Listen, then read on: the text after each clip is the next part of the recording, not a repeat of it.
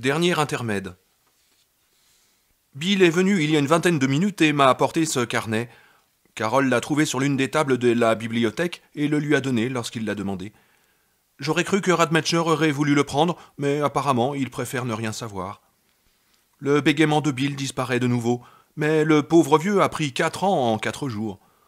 Il m'a dit qu'il pensait qu'Audra quitterait l'hôpital de Derry, où moi-même je me morfonds, demain pour partir en ambulance privée pour l'hôpital psychiatrique de Bangor. Physiquement, elle va très bien. Elle n'a que des coupures et des ecchymoses sans gravité qui sont presque guéries. Mais mentalement... Tu lui lèves la main et elle reste en l'air, m'a dit Bill. Il était assis près de la fenêtre et jouait machinalement avec une bouteille de soda. Et elle reste là, à flotter, jusqu'à ce que quelqu'un lui baisse le bras. Les réflexes sont là, mais très lents. On lui a fait un électroencéphalogramme où l'on voit une onde alpha assez sévèrement comprimée. Elle est catatonique, Mike. J'ai une idée.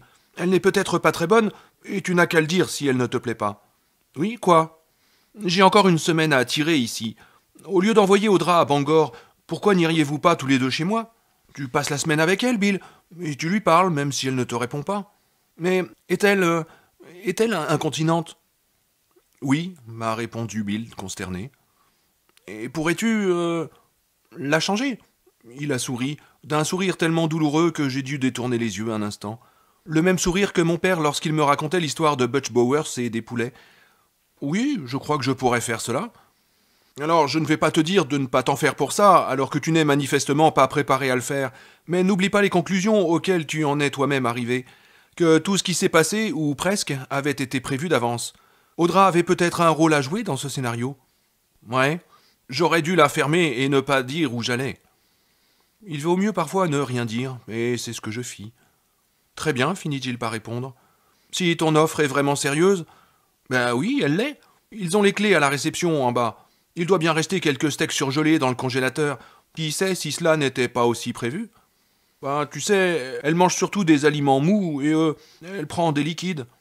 Je retins un sourire. Peut-être y aura-t-il une raison de faire une fête. Tu trouveras aussi une bouteille de vin sur l'étagère du haut du placard. C'est du Mondavi, un truc du coin, mais qui n'est pas mauvais. Il s'approcha du lit et me prit la main. Merci, Mike. Oh, quand tu voudras, Bill. Il lâcha ma main.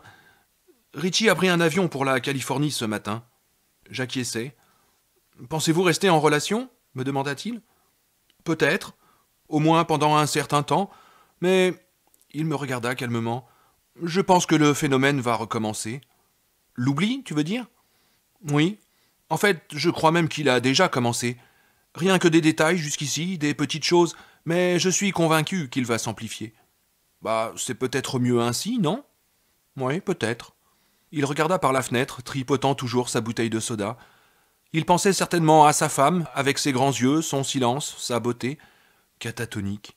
Le bruit d'une porte que l'on claque et que l'on verrouille, ce terme. Il soupira. Oui, peut-être, répéta-t-il. Et Ben et Beverly? De nouveau, il tourna les yeux vers moi, souriant légèrement. Ben l'a invitée à l'accompagner dans le Nebraska, et elle a accepté d'y passer au moins un certain temps. Tu es au courant pour son ami de Chicago? J'acquiesçai. Beverly l'avait raconté à Ben, et Ben me l'avait dit hier. Le merveilleux et fantastique Tom était arrivé jusqu'à Derry en tirant l'information à coups de poing de la meilleure et seule amie de Beverly. Elle m'a dit qu'elle retournerait à Chicago dans 15 jours et déclarerait la disparition. La disparition de Tom, je veux dire. Oui, parfaitement logique, dis-je. Personne n'ira jamais le chercher là-bas. Pas plus qu'Eddie, pensai-je, mais je gardai cette réflexion pour moi. Je suppose que non, répondit Bill. Et quand elle retournera à Chicago, je te parie que Ben l'accompagnera. Et tu veux que je te dise quelque chose? Quelque chose de vraiment délirant? Oui, quoi? Eh bien, je ne crois pas qu'elle se souvienne réellement de ce qui est arrivé à Tom. Je me contentai de le fixer des yeux. Elle a oublié ou elle oublie, reprit Bill. Et moi-même, je n'arrive même plus à me souvenir à quoi ressemblait la petite porte, celle qui donnait sur son trou. Quand j'essaye d'y penser, les choses les plus dingues me passent par la tête. Je vois par exemple un loup qui cogne à une porte, comme dans l'histoire des 3 petits cochons. C'est dingue, non? Ils finiront bien par remonter la piste de Rogan jusqu'à Derry. Tu ne crois pas? Lui demandai-je. Il a dû laisser une piste de papier d'1 kilomètre de large, billets d'avion, voitures louées et notes d'hôtel. Je n'en suis pas si sûr, répondit Bill en allumant une cigarette. Il est bien possible qu'il ait tout payé en liquide et donné un faux nom pour son billet d'avion. Il a pu acheter une voiture d'occasion à bon marché ou en voler une. Mais pourquoi l'aurait-il fait? Bah allons, voyons, Mike. Est-ce que tu crois qu'il a fait tout ce chemin simplement pour lui donner une correction? Nous nous regardâmes longtemps, puis il se leva. Écoute, Mike, ça me dépasse un peu, mais je préfère parler d'autre chose. Mais je peux piger tout de même. Ma réaction le fit rire aux éclats, et quand il se fut calmé, il me dit « Merci, Mike, de me prêter ta maison. Oh, je ne jurerai pas que cela va changer quelque chose pour elle. Mon appart ne possède pas de vertu thérapeutique particulière, à ma connaissance. Bon, ben, à bientôt alors. » Il eut alors un geste étrange mais émouvant. Il m'embrassa sur la joue. « Dieu te bénisse, Mike. Je reviendrai te voir. »« Les choses vont peut-être s'arranger, Bill. N'abandonne pas. Elles peuvent s'arranger. » Il sourit et acquiesça, mais je crois que le même mot nous était venu à l'esprit, catatonique. Ben et Beverly sont venus aujourd'hui me faire leurs adieux. Ils ne prennent pas l'avion. Ben a loué chez Hertz une Cadillac grande comme une péniche et ils vont rentrer en voiture sans se presser. Il y a quelque chose dans leurs yeux lorsqu'ils se regardent et je suis prêt à parier mon plan de retraite que si ce n'est déjà fait, cela le sera avant qu'ils arrivent dans le Nebraska. Beverly m'a embrassé, m'a dit de me remettre bien vite, puis s'est mise à pleurer. Ben m'a aussi embrassé, et pour la 3e ou 4e fois m'a demandé si j'écrirais. Je lui ai répondu que oui, je le ferais, au moins pendant un certain temps. Parce que le phénomène a aussi commencé pour moi, cette fois. J'oublie les choses. Comme l'a remarqué Bill, pour l'instant, ce ne sont que des détails, des petites choses, mais c'est un phénomène qui donne l'impression de vouloir se développer. Il se peut que dans un mois, dans un an, ce carnet de notes ne soit la seule chose qui puisse me rappeler les événements qui se sont passés à Derry ces jours derniers. Et je me demande si les mots eux-mêmes ne vont pas se mettre à pâlir, et si ce carnet ne va pas se retrouver aussi vierge que le jour où je l'ai acheté chez Freeze au rayon des fournitures scolaires. C'est une idée abominable qui paraît complètement parano dans la journée, mais aux petites heures de la nuit, figurez-vous, elle paraît parfaitement logique. La perspective d'oublier me remplit de panique, mais offre aussi une sorte de soulagement sournois.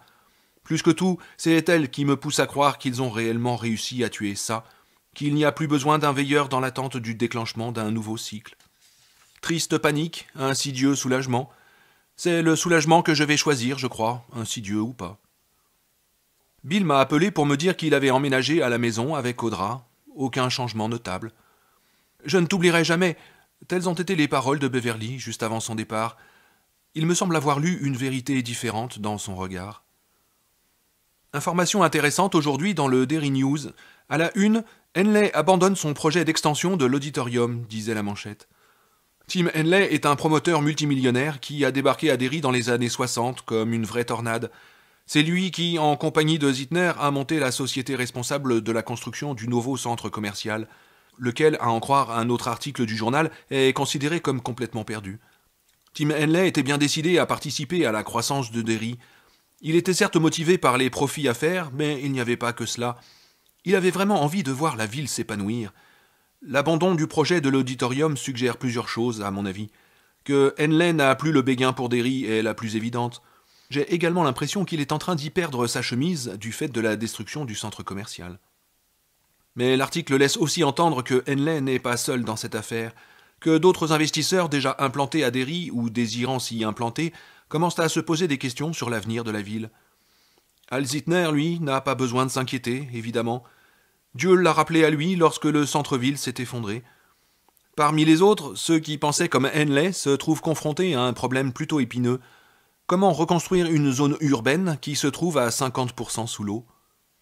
Je crois pour ma part qu'après une longue existence d'une vie vampirique et crépusculaire, Derry est en train de mourir, comme la toxique et nocturne morelle noire dont le temps de la floraison est passé.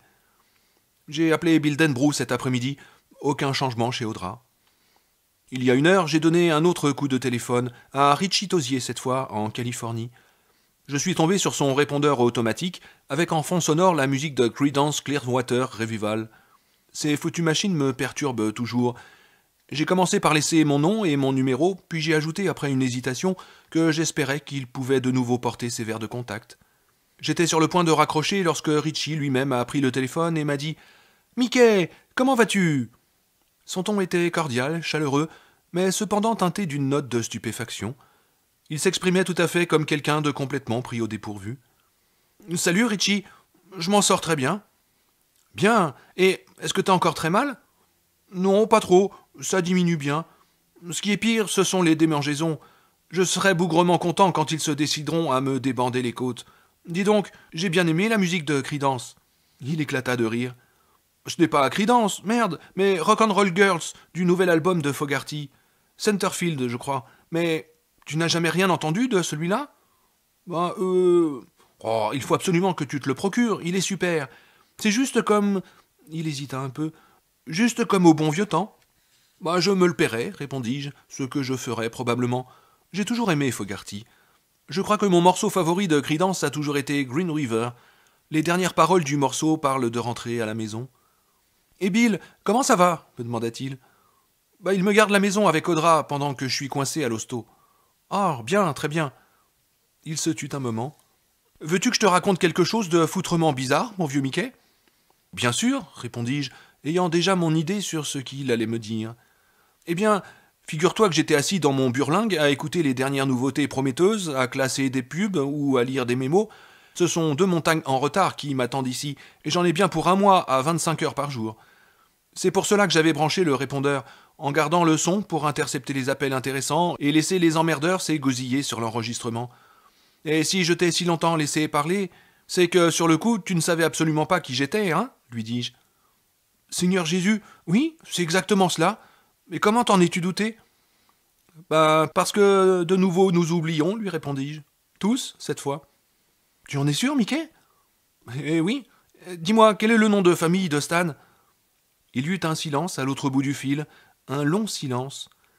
Très faiblement, j'entendais une femme qui parlait à un Omaha, ou peut-être à un Ruteven dans l'Arizona, ou à un Flint dans le Michigan.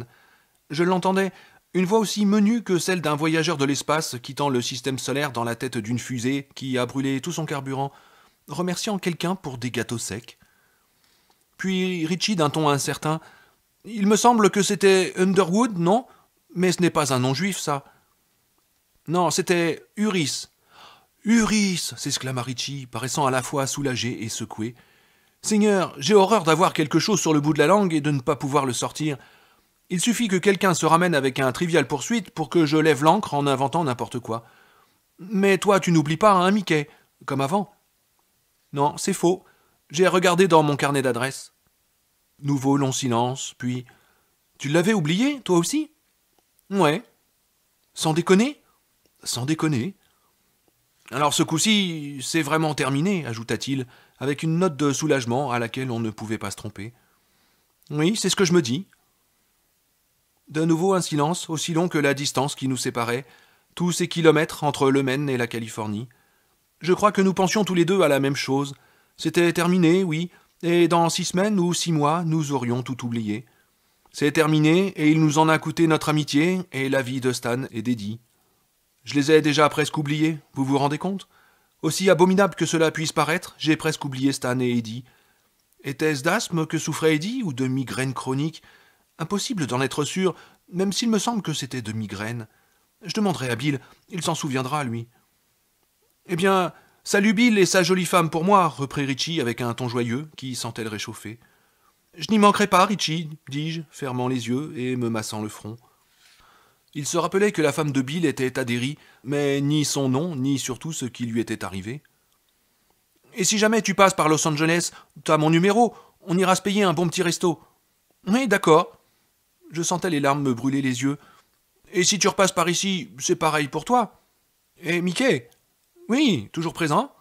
Je t'aime, mec. Oui, pareil pour moi. Ah, très bien. Mets ça dans ta poche et ton mouchoir par-dessus. Oh, bip bip, Richie. Il se mit à rire. Ouais. Colle-toi-le dans une oreille, Mickey. Ah, dis donc, mon gars. Sur quoi il raccrocha et j'en fis autant. Puis je m'allongeai sur mes oreillers, les yeux fermés, et restai longtemps sans les rouvrir. Le chef de la police, Andrew Radmacher, qui avait pris la succession de Burton dans les années 60, est mort. Un accident bizarre qu'on ne peut s'empêcher d'associer à tout ce qui vient de se passer à Derry, à ce qui vient tout juste de se terminer à Derry. L'ensemble commissariat-tribunal se trouve aux limites de la zone qui s'est effondrée dans le canal, et si l'immeuble n'a pas bougé, le glissement de terrain ou l'inondation a dû entraîner des dommages structurels invisibles dont on ne s'est pas aperçu. Radmacher travaillait tard dans son bureau la nuit dernière, explique l'article du journal, comme chaque soir depuis la tempête et l'inondation. Les bureaux du chef de la police n'étaient plus au 3e étage, comme autrefois, mais au 5e, juste en dessous d'un grenier où sont entassées toutes sortes d'archives et d'objets appartenant à la ville devenus inutiles. L'un de ces objets était la chaise à clochard que j'ai déjà décrite dans ces pages. Construite en fer, elle pesait dans les 200 kilos. Le bâtiment avait évacué d'importantes quantités d'eau pendant le déluge du 31 mai, ce qui avait dû affaiblir le plancher du grenier, du moins selon la version du journal.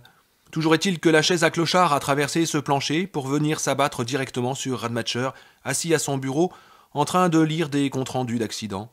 Ça l'a tué sur le coup. L'officier Bruce Handin s'est précipité et l'a trouvé gisant au milieu des débris de son bureau, le stylo encore à la main. J'ai parlé de nouveau au téléphone avec Bill.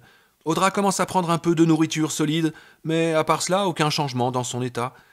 Je lui ai demandé si le gros problème d'Eddie avait été l'asthme ou la migraine. L'asthme, répondit-il aussitôt. As-tu oublié son inhalateur? Oh, bien sûr que non, répondis-je. Je m'en souvenais, oui, mais parce que Bill l'avait mentionné. Mike? Oui? Quel était son nom de famille?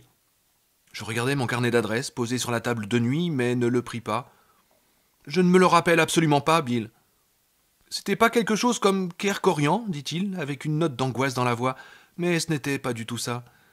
Tu as tout écrit, n'est-ce pas? Oui, en effet. Oh, j'en remercie le ciel. Et t'as pas d'idée pour Audra? Si, j'en ai une, mais elle est tellement démente que je préfère ne pas en parler. Tu en es sûr? Lui demandai-je.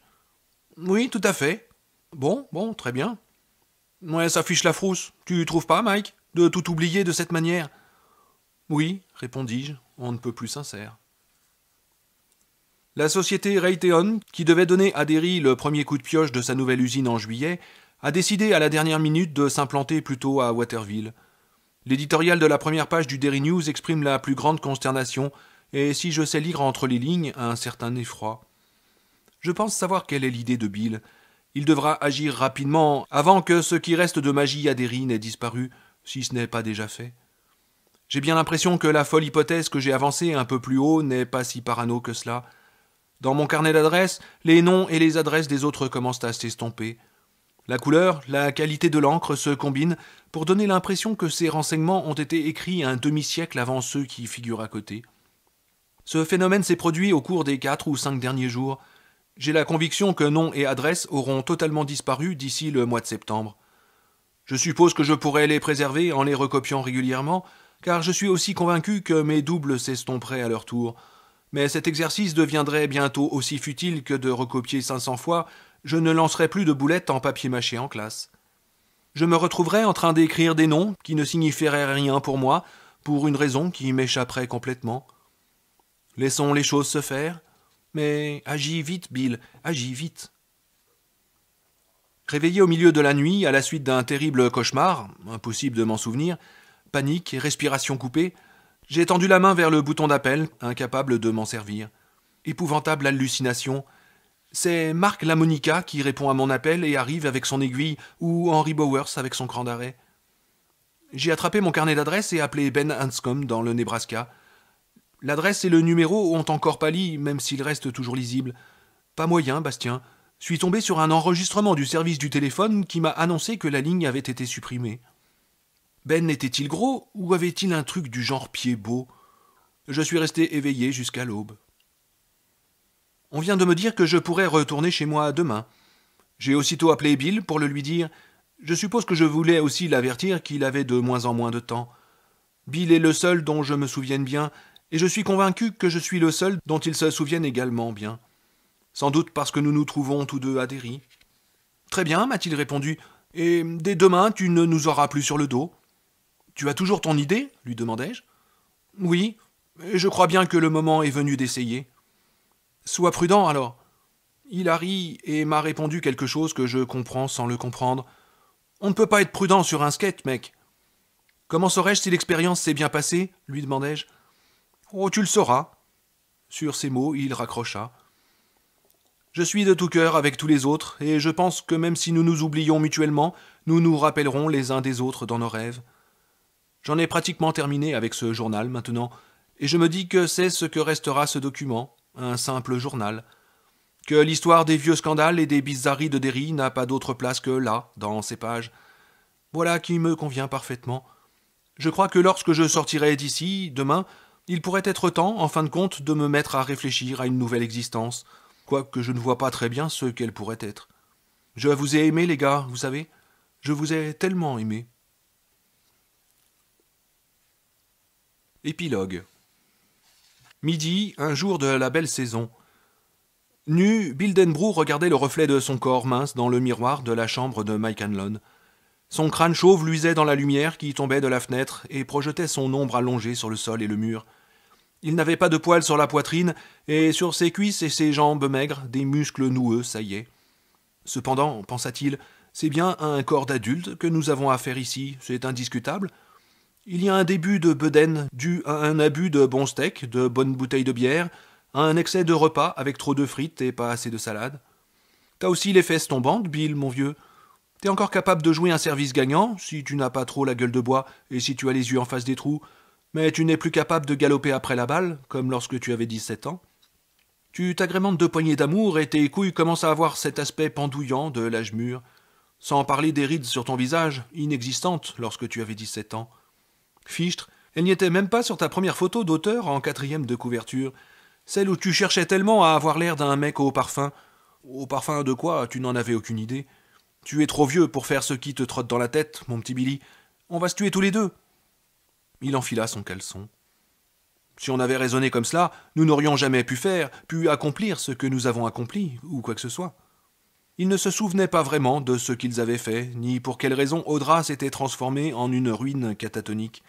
Ils ne savaient qu'une seule chose, ce qu'ils devaient faire maintenant, et que s'ils ne le faisaient pas maintenant, il aurait bientôt oublié cela aussi. Audra était assise en bas, dans le fauteuil de Mike, les cheveux pendant en mèches plates sur les épaules, regardant avec une sorte d'attention fascinée une émission de jeu à la télé. Elle ne parlait pas et ne bougeait que si on l'y obligeait. « La situation est différente. Tu es tout simplement trop vieux, mec, crois-moi. »« Non, pas question. »« Alors, tu n'as plus qu'à crever ici, à Derry. Tu parles d'une belle fin. » Il enfila des chaussettes de sport, l'unique jean qu'il avait mis dans sa valise, et le haut qu'il avait acheté la veille à Bangor, un sweatshirt d'un orange éclatant. Sur la poitrine s'étalait en grosses lettres la question « Où diable se trouve donc Derry ?» Il s'assit sur le lit de Mike, celui qu'il avait partagé chaque nuit depuis une semaine avec sa femme, dont le corps mis à part sa chaleur était celui d'un cadavre, et chaussa ses tennis, une paire achetée la veille à Bangor. Il se leva et se regarda de nouveau dans la glace. Il y vit un homme qui n'était déjà plus tout jeune, habillé comme un adolescent. « Tu as l'air ridicule. »« Bon, comme tous les gamins. »« Mais tu n'en es pas un. Allez, laisse tomber. »« Oh, va chier. Faut bien faire un peu l'andouille, » murmura Bill, puis il quitta la pièce.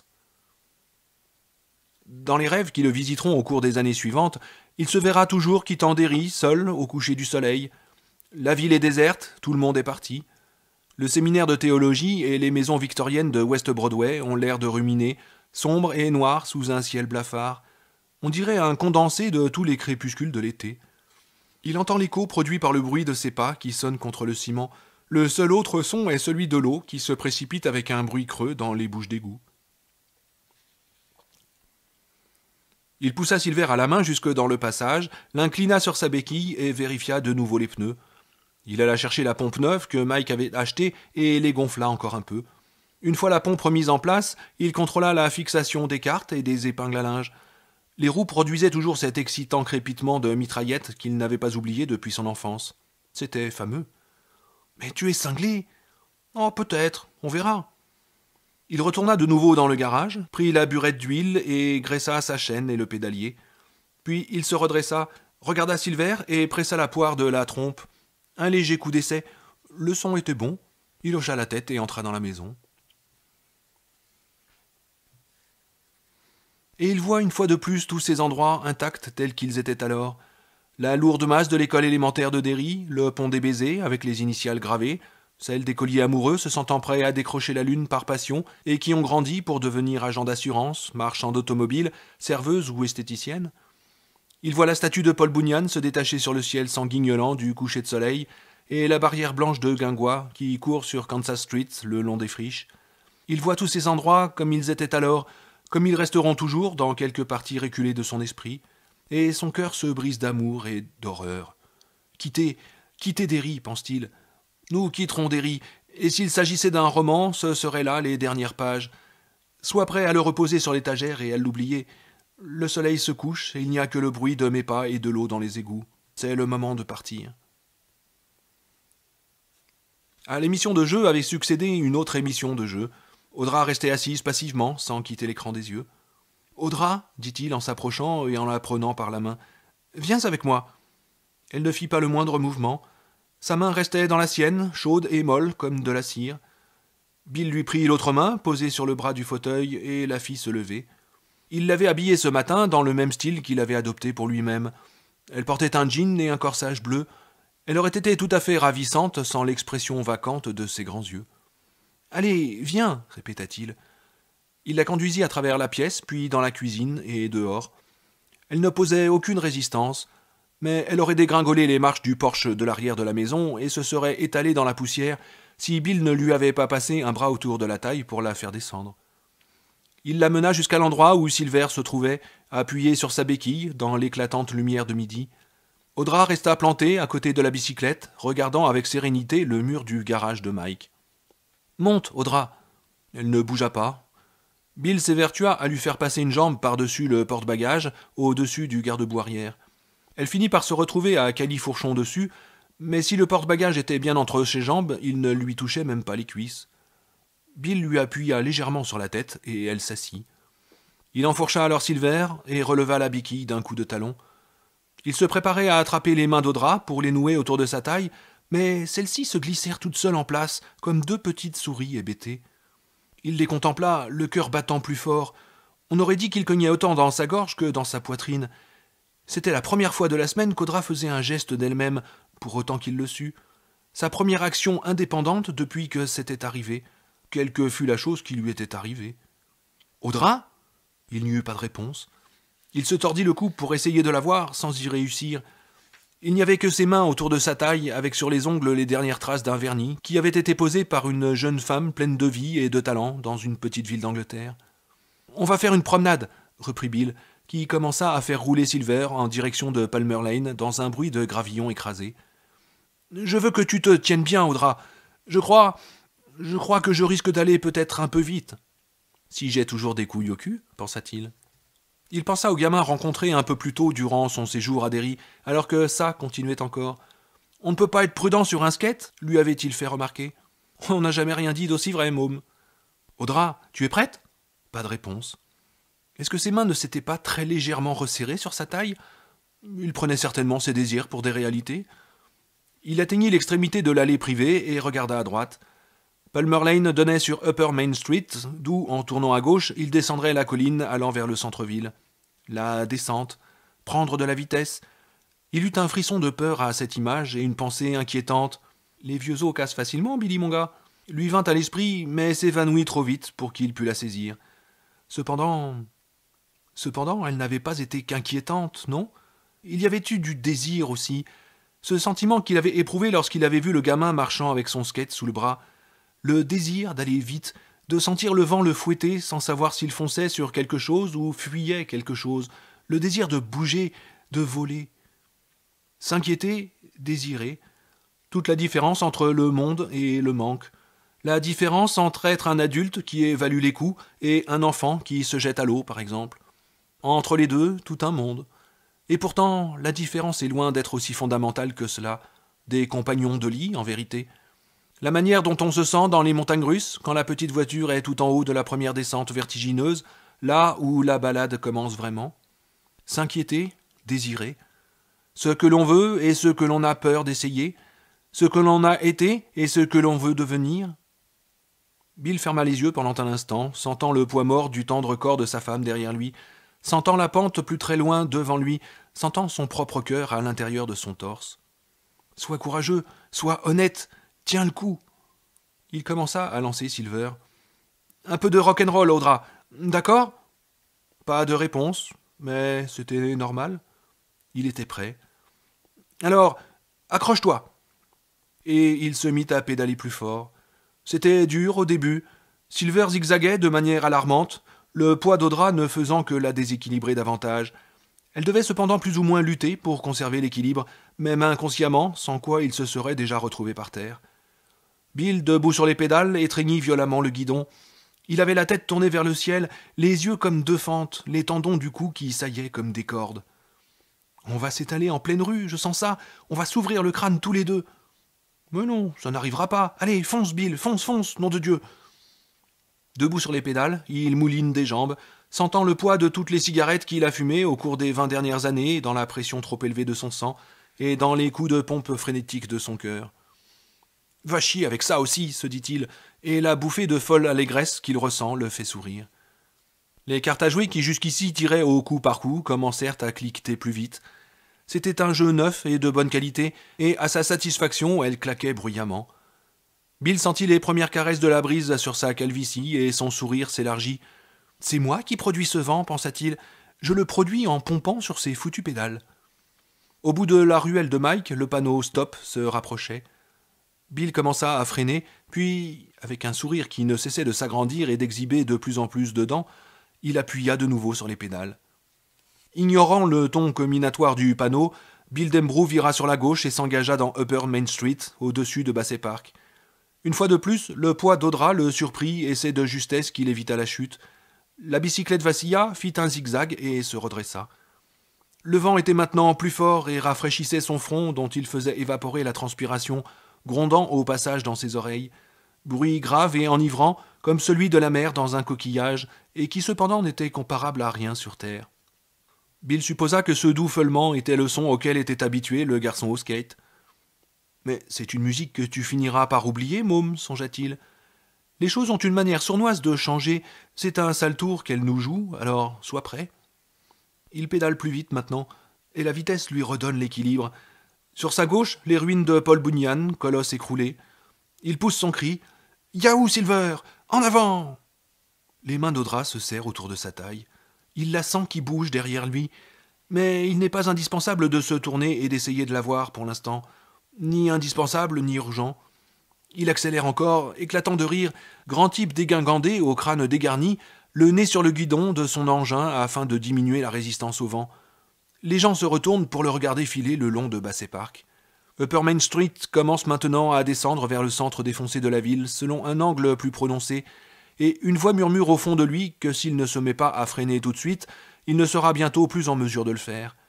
Il risque rien de moins que d'aller se jeter dans le chaos effondré de la triple intersection, comme une chauve-souris surgissant de l'enfer, et de les tuer tous les deux.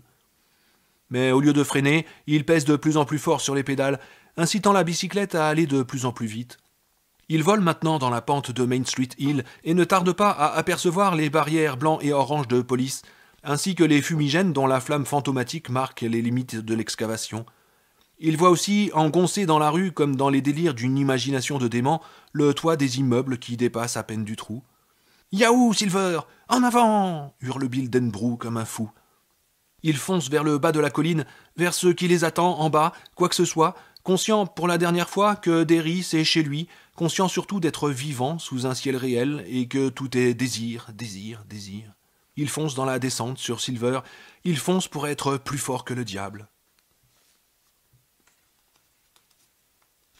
C'est le moment de partir.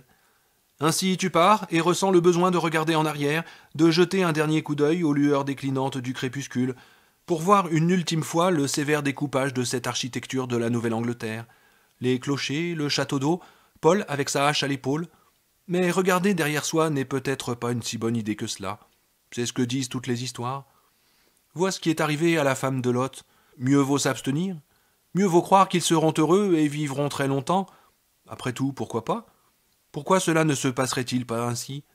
Parmi tous les bateaux qui s'avancent à pleine voile dans les ténèbres, il en est qui revoient le soleil ou qui retrouvent la main d'un enfant. Si la vie nous apprend quelque chose, c'est bien qu'il y a tellement de fins heureuses que l'on est contraint de sérieusement remettre en question la rationalité d'un homme qui croit qu'il n'y a pas de Dieu. Tu pars, et tu pars vite quand le soleil commence à disparaître, pense-t-il dans son rêve. C'est ce que tu fais, et s'il te vient une dernière pensée, c'est sur des fantômes que tu t'interroges. Fantômes d'enfants, les pieds dans l'eau au crépuscule, formant un cercle, se tenant par la main, visage jeune et assuré, mais dur, suffisamment dur en tout cas pour donner naissance aux adultes qu'ils vont devenir. Le cercle se referme, la roue tourne, et c'est tout.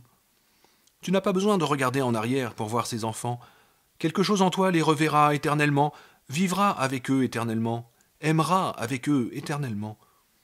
Ils ne sont pas nécessairement ce qu'il y a de meilleur en toi, mais ils furent autrefois le sanctuaire de tout ce que tu pouvais devenir. Enfant, je vous aime tellement. Donc, pars vite, éloigne-toi vite alors que disparaissent les dernières lueurs, éloigne-toi de Derry, du souvenir, mais pas du désir. Celui-là reste, éclatant camé de tout ce que nous fûmes et de tout ce que nous crûmes, enfants, de tout ce qui brillait dans nos yeux, même lorsque nous étions perdus et que le vent soufflait dans la nuit. Éloigne-toi et tâche de garder le sourire au volant. Trouve un peu de rock'n'roll à la radio et va vers la vie qui t'attend avec tout le courage et toute la foi que tu pourras trouver en toi. Sois honnête, sois courageux, fais face. Tout le reste n'est que ténèbres. Hé là, monsieur, attention, cette espèce de cinglé. Il saisit des mots au vol, aussi dépourvus de signification que des oriflammes claquant dans le vent ou des ballons lâchés dans l'air. Les barrières de police sont tout près. Les effluves goudronnés des fumigènes parviennent à ses narines. Il voit l'obscurité béante à l'endroit qu'occupait naguère la rue. Il entend l'eau qui s'écoule paresseusement dans le fouillis sombre des décombres, et ce bruit le fait rire. Il vire brutalement à gauche, si près d'une barrière que son jean l'effleure. Les roues de Silver passent à moins de 10 centimètres de l'endroit où le macadam a disparu, et il n'a guère de place pour manœuvrer. Devant lui, l'eau a emporté toute la rue et la moitié du trottoir devant une bijouterie. Les barrières interdisent ce qui reste du trottoir qui a lui-même été largement entamé. « Bill ?» C'est la voix d'Audra, une voix hébétée, un peu enrouée. On dirait qu'elle se réveille d'un profond sommeil. « Où sommes-nous, Bill ? Qu'est-ce qui se passe ?»« Yahoo, Silver !» crie Bill, dirigeant l'espèce de chevalet à roues qu'est Silver directement sur les barrières posées perpendiculairement à la bijouterie. « Yahoo, Silver, en avant !» La bicyclette heurte la barrière à plus de 60 km/h et la brise en morceaux qui volent dans des directions différentes. Audra pousse un hurlement et étreint Bill avec une telle énergie qu'il en a le souffle coupé. Du haut en bas de Main Street, de Canal Street et de Kansas Street, les gens regardent du pas de leur porte ou arrêtés sur le trottoir. Silver jaillit sur le bout du trottoir en surplomb. Bill sent sa hanche et son genou gauche racler contre la devanture de la bijouterie, puis la roue arrière de Silver qui fléchit sous leur poids. Il comprend que le trottoir est en train de s'effondrer derrière eux. Mais l'élan accumulé par la bicyclette les propulse de nouveau sur le sol ferme. Bill donne un coup de guidon pour éviter une poubelle renversée et ramène Silver dans la rue. Les freins grincent. Il voit la calandre d'un gros camion qui se rapproche et cependant semble ne pas pouvoir s'arrêter de rire. Il fonce dans l'espace que le lourd engin va occuper dans une petite seconde après son passage. Merde, il a tout son temps. Poussant de grands cris, les larmes jaillissant des yeux, Bill presse la poire de la corne et écoute chacun de ses braiements rauques s'encastrer dans l'éclatante lumière du jour. « Mais tu vas nous tuer tous les deux, Bill !» lui crie Audra. Et bien que sa voix exprime de la terreur, elle rit aussi. Bill incline Silver pour virer et sent que cette fois, Audra accompagne son mouvement, ce qui lui permet de mieux contrôler sa course, de faire un bloc vivant, la bicyclette, Audra et lui, au moins pour ce fragment compact de temps. « Tu crois ?» dit Bill. « Oh, j'en suis sûr !» répond-elle, l'attrapant entre les jambes, où elle tombe sur une réjouissante et monumentale érection. « Mais ce n'est pas une raison pour t'arrêter. » Il n'a cependant pas son mot à dire là-dedans. Lancé dans la côte de Up Mile Hill, Silver perd tout son élan, comme un animal blessé perd son sang. Le crépitement assourdissant des cartes retombe à un rythme plus lent et au coup par coup. Bill fait halte et se tourne vers Audra. Elle est pâle, elle a les yeux écarquillés et elle est manifestement à la fois effrayée et complètement perdue, mais éveillée, consciente, et elle rit. « Audra !» dit-il, riant avec elle. Il l'aide à descendre de Silver, appuie la bicyclette contre un mur de briques et la prend dans ses bras. Il lui embrasse le front, les yeux, la bouche, le cou, les seins. Elle l'étreint pendant ce temps. « Mais qu'est-ce qui s'est passé, Bill ? Je me souviens d'être descendu de l'avion à Bangor, et puis plus rien, absolument rien. Tu vas bien ? Oh oui. Et moi ? Oh oui, maintenant. » Elle le repousse un peu pour étudier son visage. « Est-ce que tu bégayais encore, Bill ? » ?»« Non, répondit-il, l'embrassant de nouveau. Disparu le bégaiement. Et c'est pour de bon ? Oh oui, je crois que c'est pour de bon cette fois. Et est-ce que tu n'as pas vaguement parlé de rock'n'roll ? Je ne sais pas. Tu crois ? Je t'aime, Bill. Il hoche la tête et sourit. Ce sourire lui donne l'air très jeune en dépit de sa calvitie. Je t'aime aussi, dit-il. Y a-t-il autre chose qui compte ? Il se réveille de ce rêve, incapable de se rappeler exactement ce qu'il était, sinon qu'il se déroulait dans son enfance. Il touche la peau douce et soyeuse du dos de sa femme, plongé dans la tiédeur de son sommeil et rêvant à ses propres rêves. Il pense que c'est bon d'être un enfant, mais que c'est aussi bon d'être un adulte et de rester capable de prendre en compte les mystères de l'enfance, ses croyances, ses désirs. J'écrirai un jour quelque chose là-dessus, pense-t-il, sachant qu'il ne s'agit là que d'un songe nocturne, d'une pensée née du rêve. Mais il est agréable de s'y complaire quelques instants, dans l'impeccable silence de l'aube, de se dire que l'enfance possède ses propres et doux secrets et confirme notre mortelle condition, laquelle définit tout ce qui est courage et amour. De penser que ce qui a regardé en avant doit également regarder en arrière, et que chaque vie imite à sa manière l'immortalité, comme une roue. Ou du moins, c'est ce que songe Bildenbrough en ces heures du point de l'aube, après ses rêves, quand il se rappelle presque son enfance et les amis avec lesquels il l'a vécu. Fin de la vidéo et de cette histoire. Si l'écoute vous a plu, pensez à un petit pouce en l'air et tout commentaire sera le bienvenu. N'oubliez pas de vous abonner. Merci.